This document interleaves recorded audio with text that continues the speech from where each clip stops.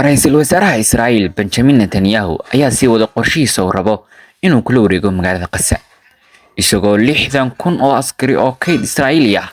ay heleen amarro wicitaan ah maanta oo Talaada,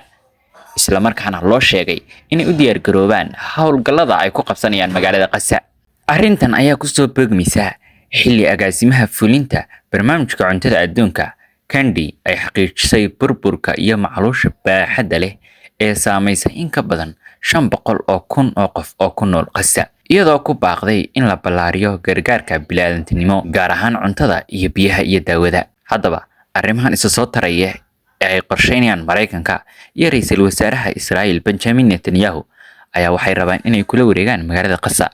iyagoo u adeegsanaya xaalado kala duwan, macluul ay ku dilayaan dadka ku nool magaalada si ay uga qaxaan, iyo sidoo kale in ay dagaallo xoogan oo istaba joog ah ku qaadaan dadka rayidka, taasina ay sababto in ay dadka magaalada ku nooli ay iskaga qaxaan iskana yaacaan. Taasina waa suurto gelinaysa qorshihii inay la wareegaan magaalada Gaza. Waa Salmaan Asteeye, amin wanaagsan saaxiibayaal.